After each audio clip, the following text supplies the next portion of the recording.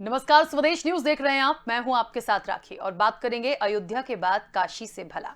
अयोध्या में जारी है मथुरा काशी की बारी है, ये नारा तो आपने सुना ही होगा। लगता है इस पर अमल भी शुरू हो गया है। बीजेपी अयोध्या के बाद अब मथुरा काशी को भुनाने की तैयारी में है। शुरुआत काशी से हो रही है। काशी में 13 दिसंबर को प्रधानमंत्री नरेंद्र मोदी काशी विश्वनाथ मंदिर के जीर्णोद्धार के बाद भव्य रूप का लोकार्पण करेंगे। इस दौरान 18 राज्यों के मुख्यमंत्री भी मौजूद रहेंगे। पीएम मोदी के साथ भाजपा शासित राज्यों के मुख्यमंत्रियों की बैठक काशी में होगी। इसमें भाजपा के साथ ही गठबंधन वाले दलों को आमंत्रण भेजा गया है। इसमें 13 दिसंबर को महादेव के भव्य दरबार के लोकार्पण में शामिल होने का बुलावा भेजा जा रहा है। यही नहीं, 13 दिसंबर को लोकार्पण करने के बाद प्रधानमंत्री 14 दिसंबर को देश के प्रमुख शहरों के महापौर के साथ वर्चुअल संवाद भी करेंगे। इसके साथ ही 13 दिसंबर को सभी 12 ज्योतिर्लिंग पर कार्यक्रम होंगे। पूरे देश के साथ मध्य प्रदेश में भी दिव्य काशी भव्य काशी कार्यक्रम चलेगा। भगवान दास सबनानी दिव्य काशी भव्य काशी के प्रदेश संयोजक उनको बनाया गया है और 1 महीने तक बीजेपी पूरे प्रदेश में बड़े कार्यक्रम आयोजित करेगी। सभी जिला और मंडल केंद्र पर ये कार्यक्रम होंगे। देखिए, क्योंकि इलेक्शन भी है और इलेक्शन के साथ साथ कहते हैं कि कुछ अच्छा हो रहा होता है तो उस पर सवाल नहीं उठाने चाहिए। तो जो हो रहा है भगवान के नाम पर हो रहा है वो बहुत अच्छा है। दूसरी बात, अब जो जैसे कि टाइटल है कि अयोध्या के बाद काशी से भला, ये तमाम चीजें जो आ रही हैं या राजनीतिक दृष्टि से जब आती हैं, बार बार हमने और आपने देखा कि हिंदुत्व का एजेंडा कहकर ये भारतीय जनता पार्टी पर सवाल भी उठाए गए, बोला भी गया, पूछा भी गया कि क्या सिर्फ यही है जिसके दम पर इलेक्शन के टाइम पे बहुत तेजी से पूजा पाठ होने लगता है, ये तमाम चीजें होने लगती हैं। ये बातें आई हैं, प्रतिक्रियाएं आई हैं, तो निश्चित तौर पर यह चर्चा का एक विषय भी बना है। मैं इस चर्चा को आगे बढ़ाऊंगी। कुछ प्रतिक्रिया है, पहले वो सुनते हैं। 9 तारीख को अर्थात कल प्रभात फेरियां निकाल करके अपने अपने मंडल क्षेत्र में अपने जिला स्थानों पर लोगों को निमंत्रण दिया जाएगा। उनको बताया जाएगा कि 13 तारीख को इस स्थान पर कार्यक्रम है। मंडल के क्षेत्रों में सूचनाएं दी जाएंगी और माननीय प्रधानमंत्री जी का स्वच्छता को लेकर के विशेष आग्रह होता है। इसको ध्यान में रखते हुए भारतीय जनता पार्टी ने तय किया है कि हम सभी स्थानों पर जहां ये कार्यक्रम होने वाला है, 57 जिला केंद्रों पर, 1070 मंडल के केंद्रों पर, वहां भारतीय जनता पार्टी के कार्यकर्ता स्वच्छता अभियान चलाएंगे। जनप्रतिनिधि वहां उसमें सम्मिलित रहेंगे। स्वच्छता अभियान के पश्चात 13 तारीख को जब ये कार्यक्रम हो जाएगा, होने के बाद भी माननीय हमारे राष्ट्रीय अध्यक्ष जी, माननीय संगठन महामंत्री जी का आग्रह है कि वो वापस उसको स्वच्छता के रूप में उस कार्यक्रम को हम फिर से चलाएं और वो परिसर पुनः साफ स्वच्छ हो। इस दृष्टि से भारतीय जनता पार्टी के सम्मानीय प्रथम अधिक से अधिक लोगों को भाजपा के नेताओं की आदत पड़ गई है। धर्म सभी के आस्था और विश्वास की बात होती है, लेकिन सरकार अपने काम क्यों नहीं बताती है? अगर सरकार ने काम किया होता तो इस तरह की धर्म की राजनीति नहीं करना पड़ती। जो यात्रा निकाल रहे हैं उन्हें देश में कोविड से जिनकी मौत हुई उनके घर जाना चाहिए यात्रा लेकर, बेरोजगारों के घर जाना चाहिए, जिनकी नौकरियां छूट गई, जिनके काम धंधे ठप हो गए, ऐसे लोगों के काम धंधे नौकरियों की जवाबदारी सरकार की थी। तो सरकार केवल मुद्दे भटकाने के लिए इस तरह के प्रयास करती है। धर्म सबकी व्यक्तिगत आस्था। देखिए, प्रतिक्रिया भी सुन ली और बात वही आ रही है जैसा कि मैंने पहले ही कहा था कि हिंदुत्व की बात जब जब आ रही है वो यही सवाल भारतीय जनता पार्टी पर उठकर आते हैं, या आरोप कह लीजिए कांग्रेस लगा रही है कि कहीं ना कहीं कोई इनके पास बात नहीं है, कोई ऐसा मुद्दा नहीं है, इसलिए धर्म की राजनीति करते हैं। और जिस तरीके से ये तमाम चीजें कर रहे हैं, ठीक है, देखिए सबकी आस्था और भावनाएं जुड़ी होती हैं, लेकिन इलेक्शन टाइम पे इसको भुनाने का प्रयास कितना सही। हम विस्तार से चर्चा करते हैं। 2 मेहमान हमारे साथ हैं। सबसे पहले आपका परिचय करा दें। भारतीय जनता पार्टी का पक्ष रखने के लिए नेहा बग्गा जी हमारे साथ हैं। नेहा जी, बहुत स्वागत चर्चा में जुड़ने के लिए। और कांग्रेस का पक्ष रखने के लिए सिद्धार्थ रजावत जी हमारे साथ जुड़े। सिद्धार्थ जी, आपका भी बहुत स्वागत है। मुझे बहुत ज्यादा कुछ कहने की जरूरत नहीं है। चर्चा की शुरुआत नेहा जी आप ही से करूंगी, क्योंकि कार्यक्रम आपका है दिव्य काशी भव्य काशी, बहुत ज्यादा तैयारियां हो रही हैं, लेकिन कांग्रेस को भी आपने सुन लिया और ये प्रतिक्रियाएं बहुत पहले से आ रही हैं। तो कहीं ना कहीं क्योंकि मथुरा और काशी का भी काम जिस तरीके से चल रहा है, हमने बहुत बार इस पर चर्चा की, तो आज एक बार फिर आप ही से इसकी शुरुआत कि क्या वाकई इलेक्शन है इसलिए करना है, या इसके अलावा कोई बात नहीं है? ये मेरे तरफ से नहीं है, कांग्रेस की तरफ से भी ऐसी बहुत प्रतिक्रिया। देखिए राखी जी, सबसे बड़ी बात है कि जब हम अपने देश की संस्कृति की बात करते हैं, जो हमारा कल्चर रहा है उसकी बात करते हैं, तो उसकी खिलाफत करने के लिए ये क्यों देखते हैं कि कांग्रेस पार्टी सबसे पहले खड़ी हो जाती है? भाई अगर काशी में जहाँ पर भगवान शिव की त्रिशूल पे बसी हुई एक नगरी है, उसको जिस तरीके से माननीय नरेंद्र मोदी जी ने अपने संसदीय क्षेत्र के तौर पर और जिस तरीके से भारत के प्रधानमंत्री के तौर पर उन्होंने उसको आगे बढ़ाने का काम किया है, विश्व में उसकी पहचान बनाई है, तो आज ये अगर 70-75 साल के बाद हो रहा है कि हम अपनी संस्कृति को बहुत गर्व के साथ सामने रख पाते हैं, और अगर विदेशों से कोई आता है तो उसको माँ गंगा की आरती भी करवाते हैं और साथ साथ में हमारे कल्चर से अवगत भी कराते हैं, तो ये आज भारतीय जनता पार्टी के आने के बाद हो रहा है। आप देखिए कि 1989 में पालमपुर का जो रेजोल्यूशन था, जिसमें हमने कहा था कि श्री राम जी का जो भव्य मंदिर है, जो बहुसंख्यक हिंदू हैं जिनकी आस्था श्री राम में है, वो वहां पर बनना चाहिए, जिनको आक्रांताओं ने आकर तोड़ने का काम किया था। कांग्रेस पार्टी हमेशा उसकी खिलाफत में खड़ी रही, कोर्ट में जाकर कहती है राम डज नॉट एग्जिस्ट। कहीं पर इनके नेता खड़े हो जाते हैं हिंदू आतंकवाद की टर्मिनोलॉजी गढ़ने के लिए।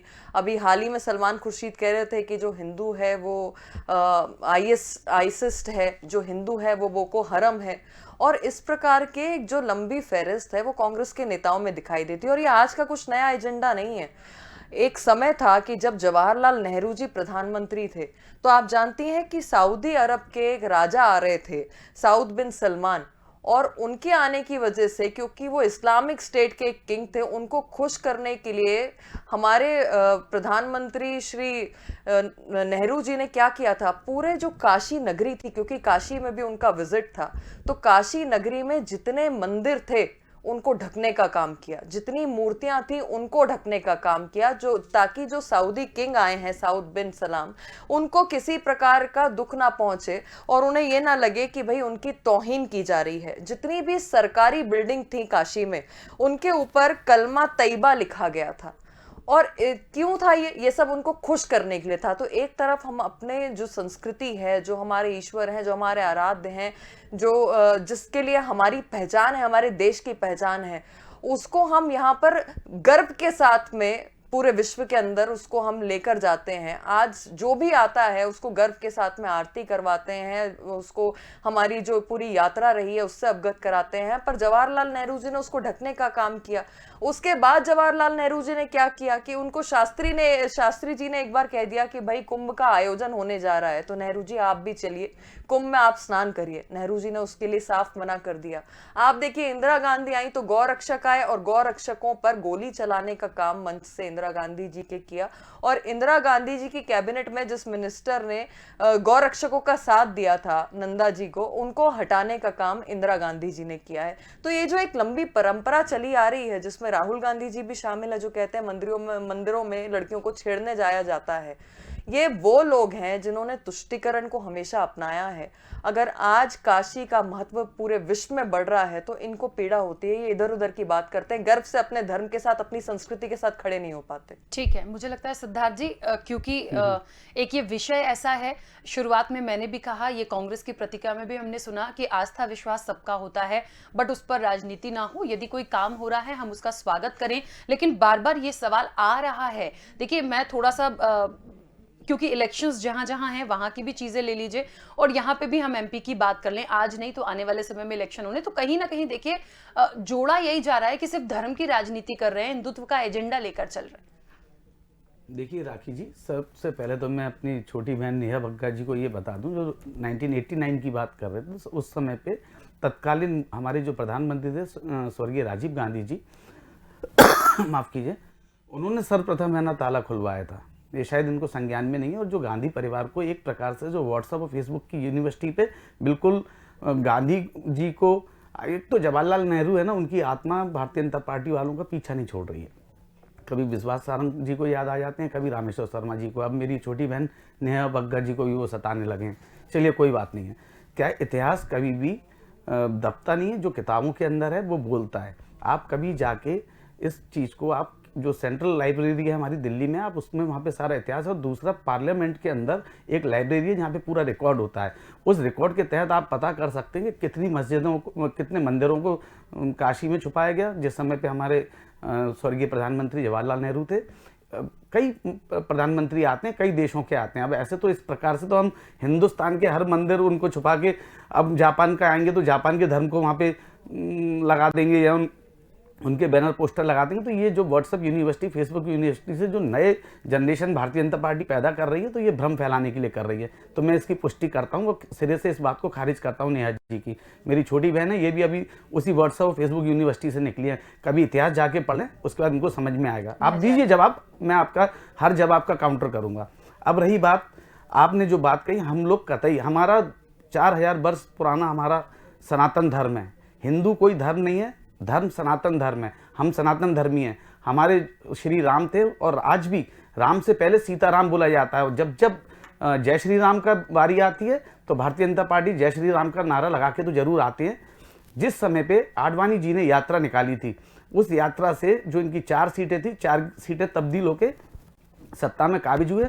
हमारे अटल बिहारी वाजपेयी जी प्रधानमंत्री आए, हम आज उनका भी सम्मान करते हैं, क्योंकि एक अच्छे व्यक्तित्व के धनी प्रधानमंत्री थे भारतीय जनता पार्टी के। और ये कांग्रेस की एक बड़प्पन है, कांग्रेस जो काम करने वाला होता है उसकी तारीफ करते हैं। हमारी बहन ने इतनी सारी बातें तो कर ली, सारी बातें कर ली। चलिए मैं इनसे पूछता हूँ कि भगवान का अर्थ बता देंगे, भगवान का फुल फॉर्म क्या है, इनको ये बता दें। आप ये मेरा वक्तव्य खत्म होने के बाद आप इसका जवाब दे दीजिएगा। दूसरा, वेद कितने प्रकार के हैं ये बता दें। आप धर्म की बात करते हैं, बताइए कितने प्रकार के वेद हैं और उनके छंद कितने हैं, ये बात करिए। आप ये बताइए रामायण में कितनी चौपाई है, आप बताइए। धर्म की बात करते हैं। आप महाभारत में बताइए कौन से उसमें उसके कितने अध्याय हैं। तो ये अगर बहस की बात करेंगे तो बहुत लंबा है। आपको जो मुद्दे दे दिए गए हैं, जो देश को भटकाने के लिए दिए गए हैं, आप ये बताइए, आप कभी 80 लाख लोगों की बात करते हैं जो कोविड में मरे? 2 करोड़ नौकरियों की बात करी कभी आपने, जो मोदी जी लेकर आए थे? जिस समय पे देश गर्द में जा रहा है, आप देखिए कि कितनी रिपोर्टें आ रही हैं, केंद्र की रिपोर्टें आ रही हैं जिसमें आदिवासी दलितों को अत्याचार किया जाता है। चलिए, हमारे जो राष्ट्रपिता है महात्मा गांधी, उन्होंने राम राज्य की जो कल्पना की थी, आप बताइए उस कल्पना पे आप काम कर रहे हैं। और श्री राम सबसे बड़े आदिवासी और दलित और वनवासियों के सबसे बड़े अनुयायी थे। आप बताइए क्या आप उस पर काम कर रहे हैं? अरे दिन दहाड़े अत्याचार हो रहा है, कुचला जा रहा है ट्रैक्टर ट्रॉली से, आप आयोजन कर रहे हैं। भारतीय जनता पार्टी सिर्फ आयोजन करने में माहिर है। और भगवान का फुल फॉर्म पहले पूछ लीजिएगा आप। ठीक है, मैं उन तक जाऊंगी। एक छोटा सा सवाल मेरा आप ही से है। मुझे ये बताइए कि काशी विश्वनाथ मंदिर का जो भव्य लोकार्पण होना है, जो कार्यक्रम हो रहे हैं, कांग्रेस को इससे कुछ आपत्ति है? देखिए, आपत्ति नहीं है। अभी आप ही की माध्यम से आपकी उसमें जो आया उसमें लिखा था कि उन्होंने जो पार्टी भारतीय जनता पार्टी जिन जिन के साथ अलायंस कर रही है उनको निमंत्रण दिया है। अरे आप कांग्रेस पार्टी को तो एकदम मुसलमान पार्टी आप है ना घोषित कर देते हो। अरे हम तो सेक्युलर पार्टी है, हमारे लिए हिंदू मुस्लिम सिख ईसाई सब हैं भाई भाई।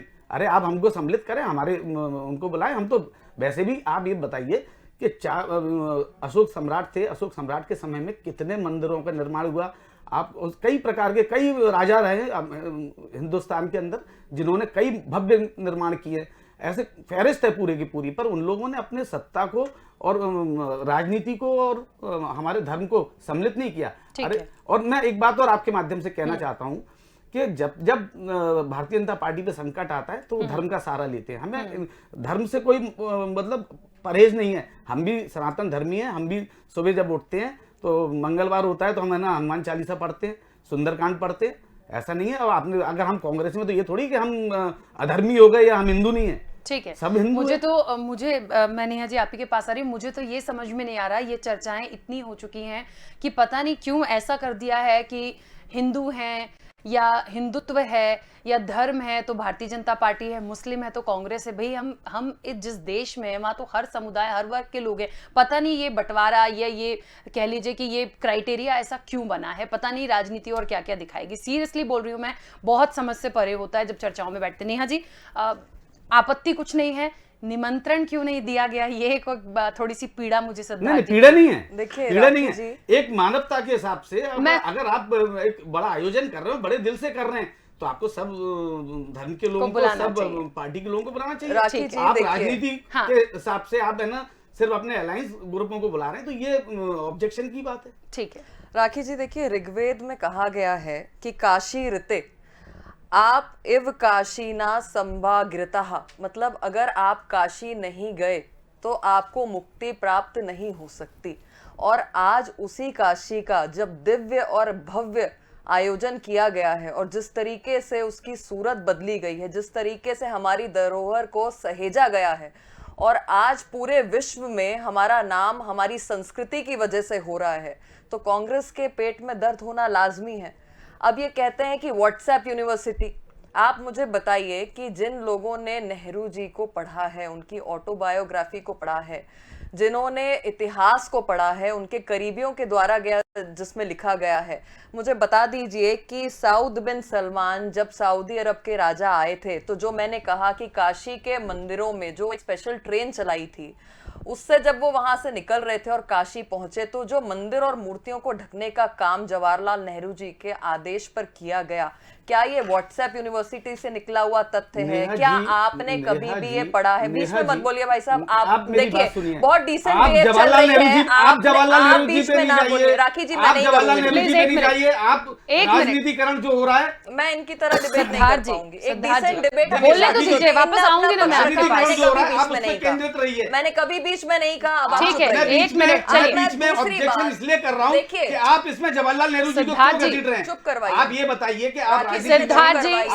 1 मिनट क्यों कर रहे हैं? बोलने तो दीजिए। हाँ, वही पॉइंट है, वही पॉइंट सामने आता है तो बौखलाते हैं। नहीं, बौखला नहीं रहे। अब आप देखिए कि उस समय के एक बहुत मशहूर शायर हुए हैं नजीर बनारसी, उन्होंने ये जो सऊदी अरब के राजा की यात्रा मैंने कही, उन्होंने बहुत खूबसूरती से उनको अपनी 2 पंक्तियों में सहेजा भी है। आप सब ढूंढिएगा, आपको इतिहास में मिलेगा। अब तीसरी बात यह है कि जवाहरलाल नेहरू जी 1933 में गांधी जी को एक पत्र लिखते हैं, जिसमें वो कहते हैं कि आत्मकथा में वो लिखते हैं कि संगठित धर्म जो है उससे मुझे जैसे जैसे मेरी उम्र बढ़ रही है, मुझे दहशत हो रही है। 1950 में जब राष्ट्रपति राजेंद्र प्रसाद जी कच्छ के सोमनाथ मंदिर में जाते हैं उसके जीर्णोद्धार के लिए, तो नेहरू जी सख्त आपत्ति करते हैं मंदिर के जीर्णोद्धार में जाने के लिए, और ये आदेश देते हैं कि हमारे जो राष्ट्रपति हैं उनका जो भाषण है उसको सरकारी किसी भी प्लेटफॉर्म पर ना दिखाया जाए। उसके बाद आप याद करिए कि 1952 में जब प्रसाद जी जाते हैं काशी में, हमारे दूसरे राष्ट्रपति, तो उस समय नेहरू जी फिर से आपत्ति करते हैं, और जो तल्ख टिप्पणियां करते हैं वो भी आज इतिहास में हमारे सामने है, क्योंकि वहां पर हमारे राष्ट्रपति के द्वारा मंदिर में पंडितों के पैर धोए जाते हैं, उससे नेहरू जी को सख्त आपत्ति होती है। मैंने आपको गौरक्षकों का इंदिरा जी का उदाहरण दिया। अब जब मंदिरों की बात आती है तो इन लोगों को पीड़ा होती है।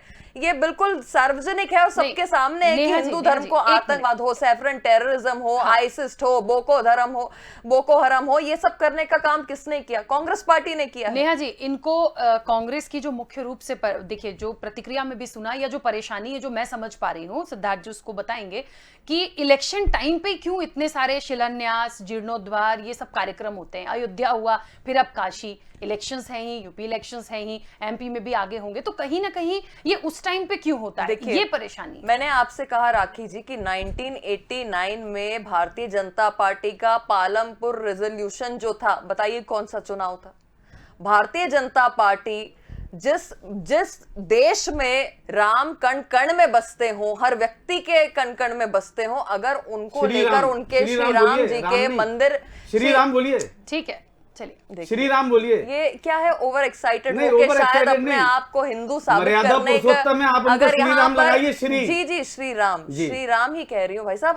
आप अगर इसी तरीके से अपने राहुल गांधी जी को, सोनिया गांधी जी को समझाने का प्रयास करते तो बहुत अच्छा होता। अभी ये श्री राम जी के बारे में कह रहे थे कि वो आदिवासी ट्राइबल अंचल में ज्यादा है, अयोध्या में पूजा कर रहे थे, ये क्यों कंट्रोल नहीं कर पाते? आप समझिए इस बात को। इसके पीछे समझने का कारण है कि भाई राहुल गांधी कहते हैं कि मंदिरों में तो लड़कियों को छेड़ने जाया जाता है, तो जब कुंभ में स्नान करने से जवाहरलाल नेहरू जी मना कर दें, जब गौ रक्षकों पर गोली चलाने का काम इंदिरा गांधी कर दें, और जब मंदिर को लेकर धारणा राहुल गांधी की हो कि वहां लड़कियां छेड़ने के लिए जाया जाता है, तो आप समझती हैं कि इन्हें वहां पर इनवाइट करना चाहिए? और अगर ये वाकई आस्था रखते हैं, अगर इनकी वाकई आस्था है, तो इन्हें इनविटेशन की जरूरत क्यों नहीं है? क्यों है? और ये क्यों नहीं गए अपने आप वहां पर दर्शन करने? इनकी 70-75 साल जो इनकी सरकारें रही हैं, आखिर उन्होंने हमेशा एक धर्म को साधने के लिए जो बहुसंख्यक हैं उनको हमेशा गाली देने का काम, उनको आतंकवादी कहने का काम, उनको बोको हरम से जोड़ने का काम क्यों किया?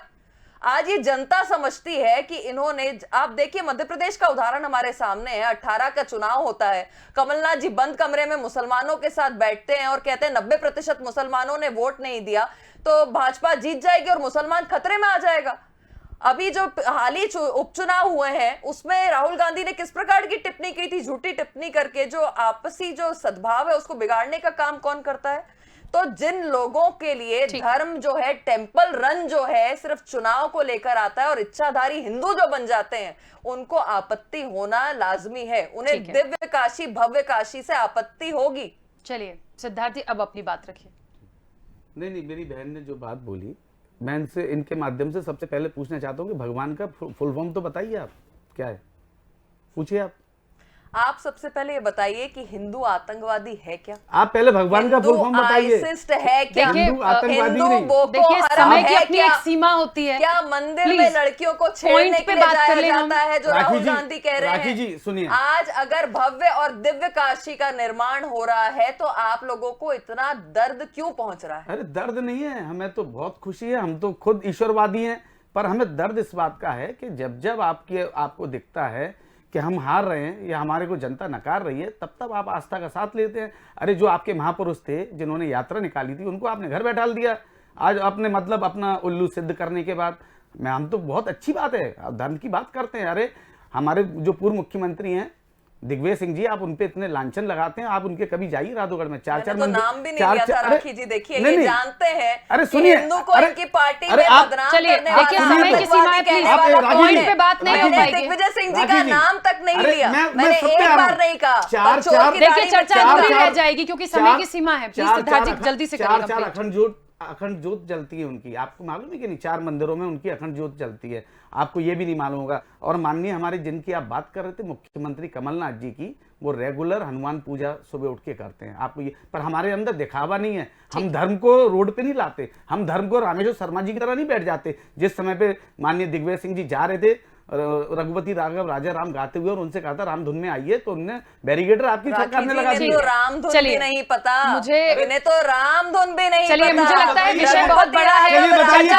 हो सकती है, लेकिन मुझे यहाँ राम धुन है ये कहते हैं। मुझे यहाँ रोकना पड़ेगा प्लीज, समय की सीमा है। आप दोनों मेहमानों का बहुत शुक्रिया। प्लीज, अयोध्या के बाद काशी से भला क्या होगा, ये चर्चा मुझे लगती है बहुत लंबी हो सकती थी। विषय बड़ा है पर समय की सीमा थी, तो निश्चित तौर पर देखिए आने वाले समय में क्या होगा, और जितनी भी बातें हो रही हैं, जनता लोग कैसे इसको लेते हैं, ये तो अब जब इलेक्शन होंगे और तमाम नतीजे आएंगे तो वो खुद ही समझ में आ जाएगा कि कौन किसकी तरफ है। फिलहाल चर्चा में इतना ही, दीजिए इजाजत, नमस्कार।